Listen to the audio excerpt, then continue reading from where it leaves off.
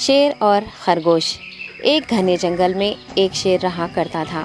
وہ تمام جنگل کا بادشاہ تھا، لیکن وہ بادشاہ جیسے پیش نہیں آتا تھا۔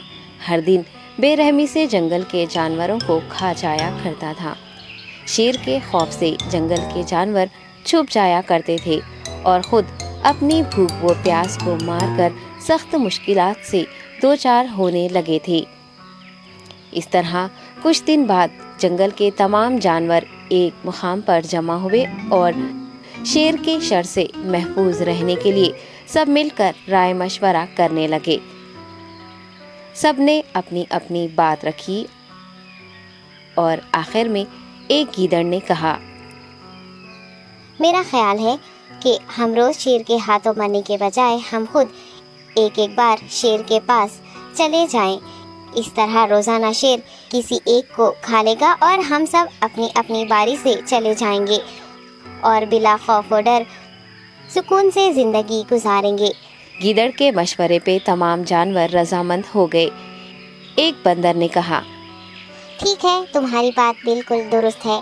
موت کا خوف کرنے کے بجائے اپنی باری آنے تک ہم اطمینان و سکون کی زندگی گزار سکیں گے۔ جانوروں کی بات چیت مکمل ہونے کے بعد خود گیدڑ نے شیر کے پاس جا کر یہ ساری بات بتائی۔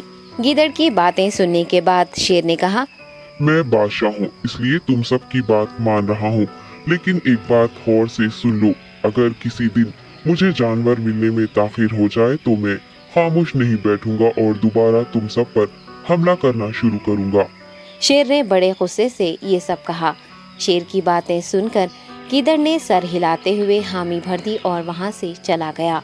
اس دن کے بعد ایک ایک جانور بلا ناغہ اپنی اپنی باری کے مطابق شیر کے پاس جانے لگے اور شیر سکون سے اپنے پاس آنے والے جانوروں کو مار کر اپنی بھوک مٹانے لگا۔ یہ معاملہ ایسے ہی چل رہا تھا اور ایک دن شیر کے پاس جانے کی باری ایک خرگوش کی آئی۔ وہ خرگوش بہت ہی ہوشیار تھا۔ اسے شیر کے پاس جانا منظور نہیں تھا اور اس نے اپنے ساتھی جانوروں کو بے رحمی سے مارنے والے شیر کو سبق سکھانے کی ٹھان لی اور ایک اچھی تدبیر نکال کر آہستہ آہستہ شیر کی گفا کے پاس پہنچ گیا۔ تاخیر ہو جانے سے شیر کافی غصے میں تھا اور خرگوش کو دیکھ کر غصے سے کہنے لگا، میں نے تم سب کو پہلے ہی کہہ دیا تھا، دیر ہو جائے تو میں خاموش نہیں بیٹھوں گا۔ تم نے وعدہ خلافی کی ہے، اس لیے میں جنگل جا کر من چاہے جانور کا شکار کر کھا جاؤں گا۔ تب خرگوش نے شیر سے کہا، معاف کر دیجیے بادشاہ سلامت، غلطی ہو گئی اور اس کا ایک واجب سبب ہے۔ اطمینان رکھیے، میں بیان کرتا ہوں، آپ سنیے اور اس کے بعد آپ آرام سے مجھے مار کر کھا لیں۔ شیر نے پھر غصے سے کہا، وہ کیا بات ہے، جلدی بتاؤ۔ خرگوش نے کہا، بادشاہ سلامت، میں آپ کے پاس آ رہا تھا اور راستے میں مجھے ایک شیر مل گیا اور مجھے مارنے کے لیے آگے بڑھنے لگا۔ میں نے آپ کی بہادری کی بات اس شیر کے سامنے رکھی، لیکن وہ شیر آپ کے بارے میں بہت برا بھلا کہنے لگا۔ یہ سن کر میں نے غصے سے کہا، تم ہمارے جنگل کے نہیں ہو، ہمارے بادشاہ کے بارے میں ایسی باتیں مت کہو۔ یہ سن کر وہ شیر مجھ پر حملہ کرنے کے لیے تیار ہو گیا۔ یہ دیکھ کر میں نے کہا، تم مجھے مارو گے تو ہمارے بادشاہ تمہیں ہرگز نہیں بخشیں گے۔ تب اس شیر نے کہا، تمہارا بادشاہ میرا کیا کر لے گا؟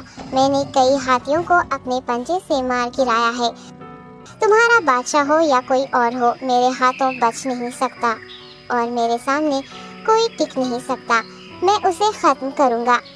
یہ سب بدتمیزی کرنے لگا۔ میں نے اس شیر سے کہا، تم ہمارے بادشاہ سے آ کر بات کرو۔ تب اس نے فخر سے کہا، میں کیوں آؤں؟ تمہارے بادشاہ میں دم ہے تو اسے ہی یہاں لے کر آؤ۔ یہ کہہ کر مجھے دبانے لگا۔ بادشاہ سلامت، اسی لیے آنے میں تاخیر ہو گئی۔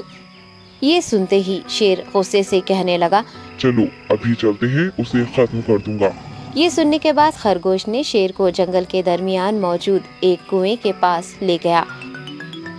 خرگوش نے کہا، بادشاہ اس کے اندر دیکھیے، وہ وہاں آپ کا بے صبری سے انتظار کر رہا ہے، آپ اسے اچھا سبق سکھائیے۔ شیر غصے سے فوراً کنویں میں جھانکنے لگا اور زور سے دہاڑنے لگا۔ تب دوسری جانب سے بھی دوسرا شیر دہاڑتا ہوا محسوس ہونے